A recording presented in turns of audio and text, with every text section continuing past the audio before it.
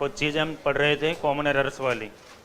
एक तो somebody, nobody, no one, someone, everybody, ऐसे शब्दों के लिए हमने पॉजेसिव में क्या यूज़ करना है, हैज। दूसरी बात बताई थी आपके लिए, उनका क्रम क्या होता है। अगर तीनों प्रोनाउन एक साथ आ रहे हैं, तीनों पर्सन, तो उनको किस क्रम में रखेंगे हमें ना। 2, 3, 1 में होते हैं नॉर्मली। अगर सिंगुलर हैं तो, प्लूरल हैं तो 1, 2, 3 में होते हैं। 1, 3 का मतलब होता है first person, second person, third person.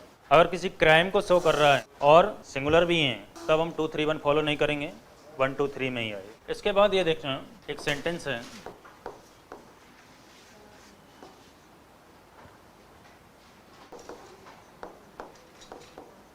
One should take care of. मैं कहना चाहता हूँ इस बात से कि किसी को भी अपनी देखभाल करनी चाहिए। तो रिफ्लेक्सिव प्रोनाउन यूज करना है इस जगह पर। क्या करेंगे वन के लिए? सब्जेक्ट हमारा वन है, तो क्या आएगा उधर? Himself, herself, themselves. तो ऐसी कंडीशन में हमने वन सेल्फ यूज करना है। वन का प्लूरल भी होता है वंस, ONES। इसका स्वयं का क्या होता है? रिफ्लेक्सिव केस होता है one self.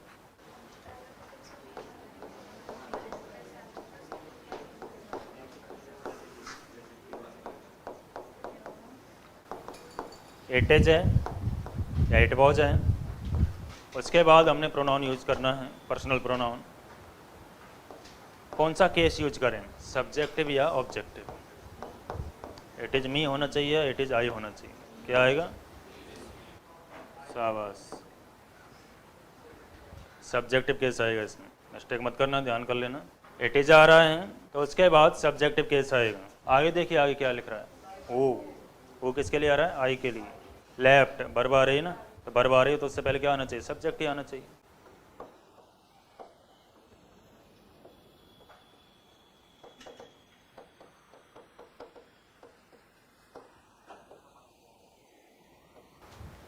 He is not more intelligent than, सी आएगा। कंपैरिजन जहाँ हो, नोट कर लेना इस चीज़ को। कंपैरिजन अगर हो रहा है दो प्रोनाउन के बीच में, तो जो केस पहले आ रहा है वही केस बाद में आएगा। He is not more intelligent then. अगर ये आ रहा है ना यहाँ पे, ही का कंपैरिजन किसके साथ करेंगे हम? सी के साथ, ना कि हर के साथ। अगर यहाँ ऑब्जेक्ट होता, जैसे देखना,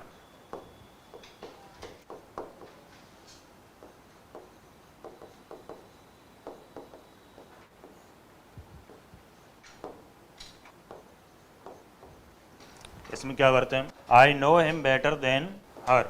मैं उसे, लड़के को, उस लड़की से ज़्यादा जानता हूँ। तो यहाँ कंपैरिजन किसके बीच में? हिम के और हर के बीच। नोट करिए इसके नीचे।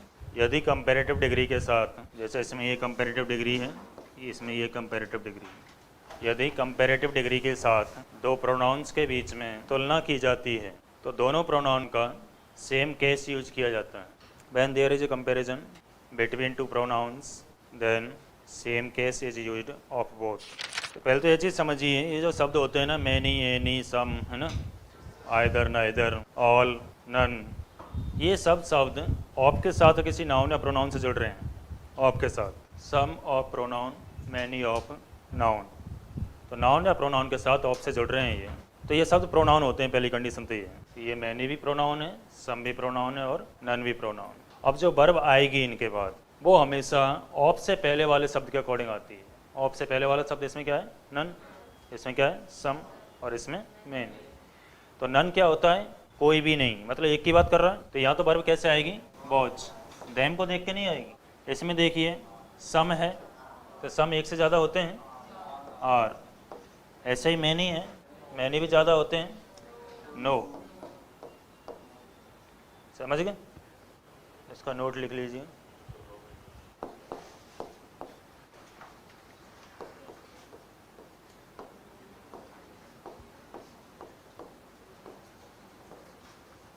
यदि सम, एनी, मैनी, ऑल, नन आदि शब्द, ईच भी हो सकता है, एवरी भी हो सकता है। ये कंडीशन और क्या थी इनके जुड़ने की ऑफ के साथ, कि इनके बाद वाला जो नाउन प्रोनाउन होगा हमेशा प्लूरल में होगा, है ना। ये चीज़ नाउन में बता दी थी हमने। तो उस नाउन या प्रोनाउन के बाद आने वाली वर्ब ऑफ से पहले वाले शब्द के अनुसार आती है। आदि शब्द ऑफ के साथ किसी नाउन या प्रोनाउन से जुड़ते हैं, तो उस नाउन या प्रोनाउन के बाद आने वाली वर्ब ऑफ से पहले वाले शब्द के अनुसार आती है। इंग्लिश में बोलें, if the words like some, any, many, all, none, each, every, either, neither, etc. are used before some noun or pronoun by using of between them. Then the verb follows that noun or pronoun is used according to the word before of. ये कुछ common बातें थी